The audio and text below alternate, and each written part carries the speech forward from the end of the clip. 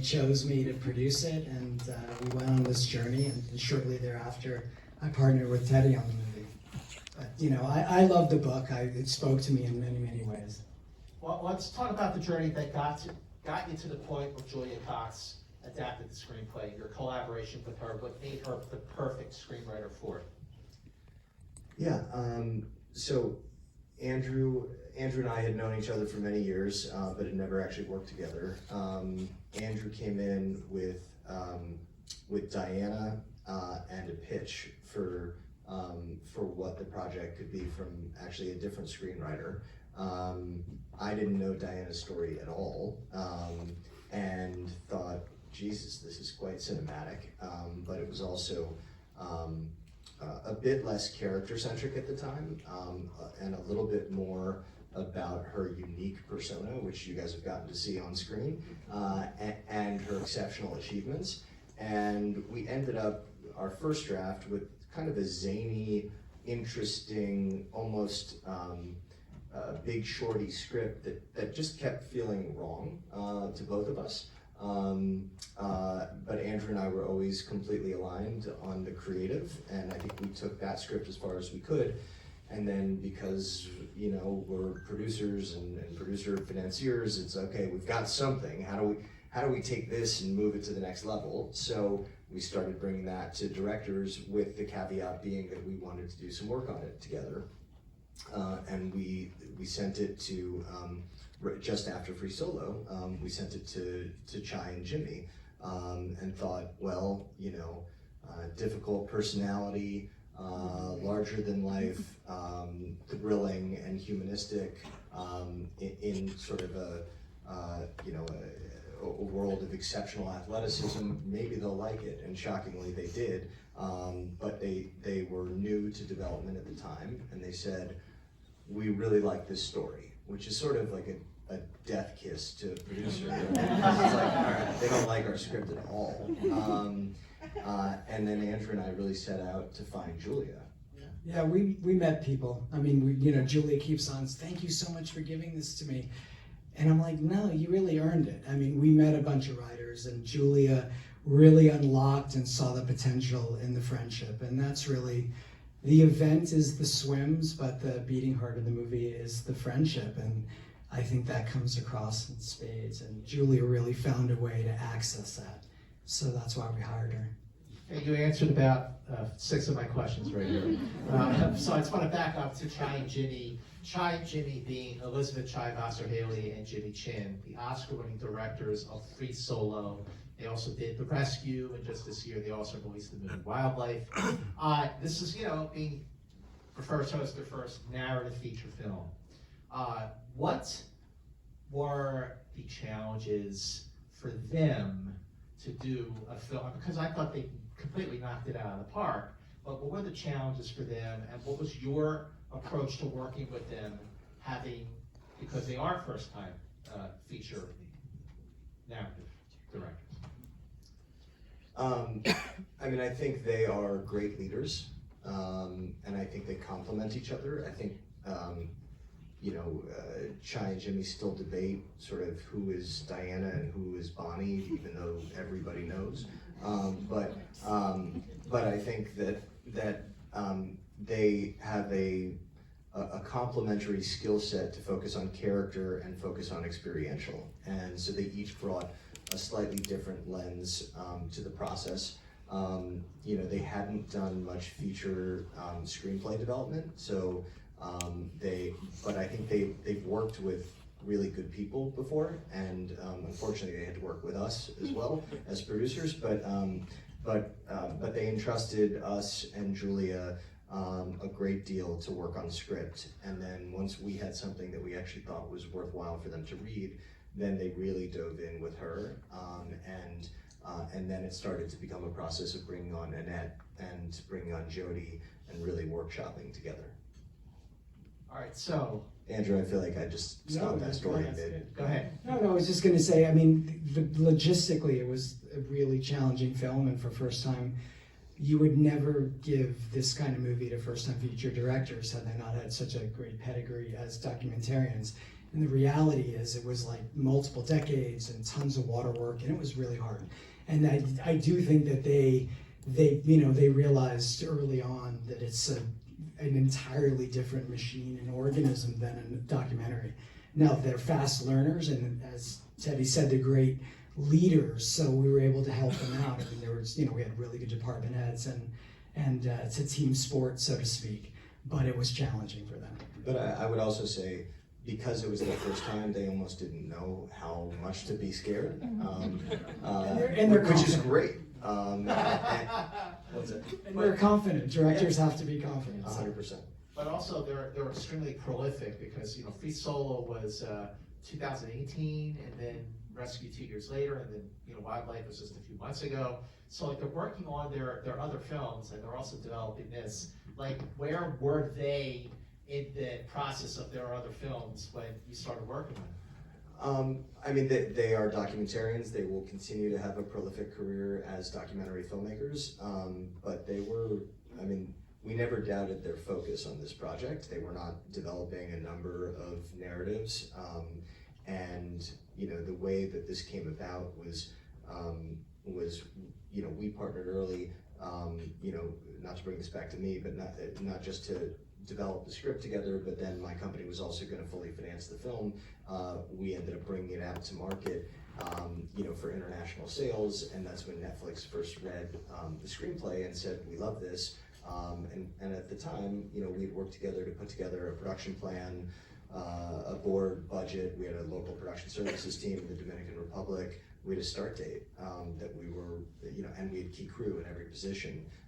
Netflix was really incredibly passionate about the project, but because we were slowly emerging from COVID, it was, if we want to do this together, you have to wait 6+ months for us to then assign a physical executive. But if you do, then we're really excited to move it forward, and hopefully it can be the best thing it can possibly be. And we worked with Chai and Jimmy, and team, and said, do we want to make that decision? They said yes, and then that gave them so much time to be able to work with Annette, to be able to work, and this is a long-winded story, so thank you for sticking with me, but to be able to work with Annette, to be able to work with Jody, to be able to rehearse in Los Angeles before we actually got down to the Dominican Republic, where we did the majority of our filming, and to really be prepared, even though they definitively have other obligations that would pop up. Yeah, and it gave Annette swam for a year. I mean, literally, when we first attached her, she started swimming and worked with a world-class coach, and she still swims to this day. But it gave her a super opportunity to get in really good shape. And I think you noticed Jody Foster is in pretty good shape too. She worked out a couple hours. But it got to that point where she's on the boat, people just went, oh, jeez. I'm like, oh, you're crafty. She worked, Bonnie's a world-class athlete as well, and a coach. So she ended up training a couple hours a day, and Jody got ripped. Yeah. But I just want to back up to getting, this amazing cast. Reese Ifans is also magnificent. I mean, it's his best thing he's ever done. We'll get to that in a second. But how did you come to get Annette Bening in the first place? Why her? I mean, what was the very first conversation you had with her? I mean, when we first got a script, before, usually you get the script, and then directors want to know what do the producers think of the script, and you sort of have the creative conversation. And Chai just said, so it's Annette Bening, right? It was always Annette for all of us, and we really wanted to cast age appropriate. And to Netflix's credit, Annette was attached when we went to market, but Netflix loved the idea. I mean, it's like I think it was great that they really supported somebody being age appropriate in the movie. I love Charlize Theron, but they didn't say you got to get Charlize. It was like, we're loving Annette, and she's great. Truthfully, I don't think we were dreaming big enough that we were going to get Jodie Foster to play her best friend, and so that was a total delight and surprise. But a combination. One, I think, Annette was the exact age that Diana was when she did the swim, when we shot the film, and I think, as Andrew said, casting age appropriate, but also, Diana's difficult, wonderful, determined, a force of nature, but challenging at times. And I think we wanted someone in that role through Annette who not only could harness that energy and intensity, but also just have a level of empathy deep down and a level of vulnerability. And then I think when it came to trying to cast Bonnie, we were working with Avi Kaufman, who we've worked with on numerous projects to cast, and both Chai and Jimmy said, you know, one, just from a purely creative standpoint, wouldn't that be such a coup? Jody had never played someone openly gay before, and really sparked to the idea of embracing that, which is obviously a huge part of who she is, but she's an incredibly private person. And it was a process, honestly, to get Jody on board. But she knew Diana and Bonnie, so like Jody actually, like peripherally, she knew the story, and she kind of saw, you know, Bonnie from afar, and I think really related to that character. Yeah. So she knew. I mean, so it was like, yes, she fell in love with playing Bonnie. You know, one of the things I thought about when I just rewatched it is, so, you know, the beginning of the film and certain points of the film, there's documentary footage of Diana. And I just thought, I wonder if there was ever a conversation, or maybe not at all, where you were going to do sort of fake documentary footage and de-age for those scenes. There were conversations. What would this look like? What do we think? And frankly, you know, the conversation was brought up to Netflix, who were supportive of the idea. I think the creative team collectively had the conversation and said, that feels like that would be a gimmick. And despite the fact that we're going to be presenting two different Dianas in a film, somehow it really works. Or at least we thought it worked. It absolutely does. We put it, you know, we did previews, and I think one of the things that we were so delighted with early on is that it didn't bump anybody. And a lot of people don't know who Diana Nyad is, and there's like a certain veracity when they're watching the documentary footage, and even though it's a different voice, they like kind of connect, oh, this really happened. So it actually really, for audiences, actually really helped root them, and this is a true story, and they kind of went along for it. You know, watching the film, watching the scenes when Diana is swimming and totally exhausted, physically and emotionally spent. Annette Bening's performance is so committed and immersed that I was exhausted and spent watching her being exhausted and spent. What was it like to work with her? Her commitment, you mentioned a little bit about the training that she went through. Can you talk a little bit more to that? I mean, it was a pleasure. It was a pleasure. I mean, I think, you know, one, she did train for, I think it was 9 or 10 months prior to getting to set, and, you know, and still swims to this day with an Olympic swim coach named Rod Owen, and she loved to swim. And I think we didn't really know what her capacity would be, and so you have X number of times scheduled for your tank work, for your open water work. How much can we do in open water? How much of our days can really be all swimming, because maybe, you know, by lunch she's going to be done. Oh, you know, when do we tell her that the tank that we're filming in is not heated, and hope that she's not really mad at us. But she was all smiles. I've never worked with actors who were more positive and embracing and generous. Totally committed. I mean, like, pun intended, they both walk on water. And Annette was, you know, she vibrates off screen, and she spent sometimes 8 hours a day in the water tank, which was really tough. And we put the water work up front, and it was really challenging. But she was committed. I mean, it's just like, it's such a pleasure when number one and number two on the call sheet loved the movie so much, because they set an example for everybody else. What about Three-Side Fence? Because again, I have never seen him this, and he's great, but I think this is definitely the best thing he's ever done.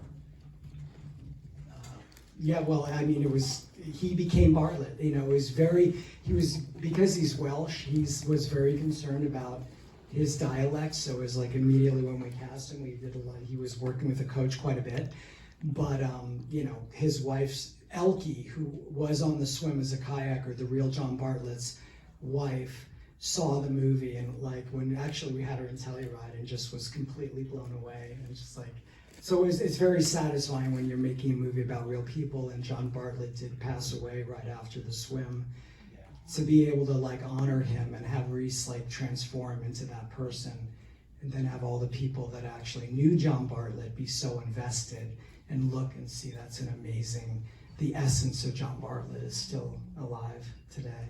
When you get such a perfect blend of great cast, great perfect screenwriter, perfect directors, I mean, I feel like, the whole is greater than the sum of the parts, but what were some of the unique producing challenges that you both faced with making this film? Or at least some. It was a really hard movie. It's a very hard movie. I mean, even when things weren't hard, they were hard. But, look, we were. It's still movie making, right? We're still incredibly lucky to get to do what we do, and I don't think we forgot it any single day that we were there. I'm trying to think. We found the real Voyager, and our directors really wanted the real boat. That was really hard. And we didn't have we literally tried so hard to get it to the Dominican, we couldn't, and we ended up transforming a guy, one of the main water tank guys has a camera boat, and our art department works literally 24 hours a day for 10 days straight to get the boat, the Voyager, looking like the Voyager at the last minute. It was like no, this is not hyperbole. When I say the paint was drying on day one, it was.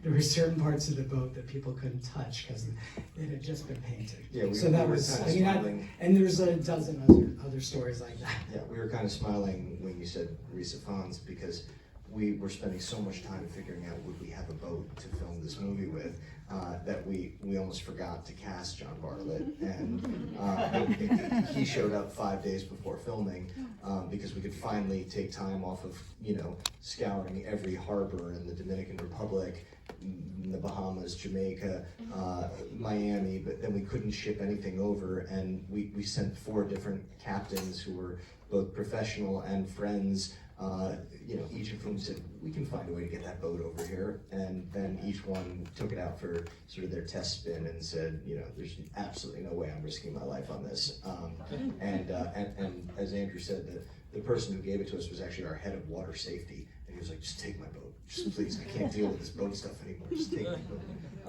But it looked nothing like the boat in the movie, so we, No, this boat is almost an exact replica by the time we were finished with it. But we also the first period that we were supposed to be filming in was turned out was dead in the middle of hurricane season.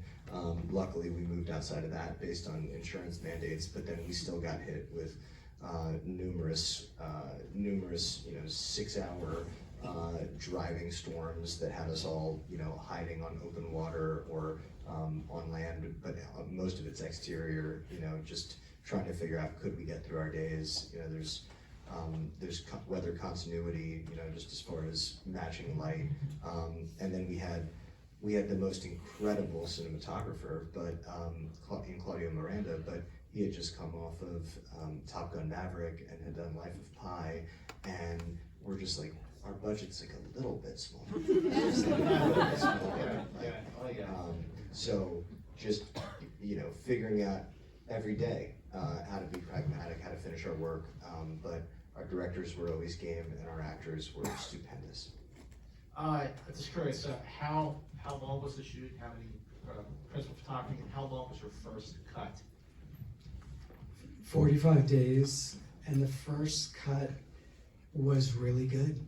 We saw it in August, about 2 weeks before a director's cut, so we saw it 8 weeks in, and like those producers out there, when a movie is broken or when it's working and it has potential, and even the first cut, while it's needed work, you could tell there was magic, So here's a film. I mean, to say you're never too old to realize your dreams, and I mean, it makes you feel so good. What do you hope on top of that people take away from the film? I mean, to me, the reason that we wanted to be involved with this was not just to be an aspirational sports movie, but to tell something about the human condition and the human spirit. And to me, this is this is about family, whether it's sort of chosen or actual, and sharing the ups and the downs. And the full panoply of emotions that life throws at you with the people that you love. And it happens to be a incredibly driven, narcissistic, relentless journey to swim 110 miles from Cuba to Florida. But it's really about love in a weird way, love and friendship and acceptance, while at the same time, still making sure that you're leaving some impact on this crazy world we live in. Just being connected to other individuals. And I think that friendship is so powerful. So, ladies and gentlemen, now that you've seen the film, the best way to spread the word, of course, is on social media. That's how we get the word out. So, make sure you go on Facebook and go on Instagram if you want to use X or whatever it's called. Knock yourself out. But once again, Nyad opens in theaters this Friday, and it drops on Netflix on November 3rd. So please spread the word. Thank you all for being here. Hope you enjoyed the film. Thank you.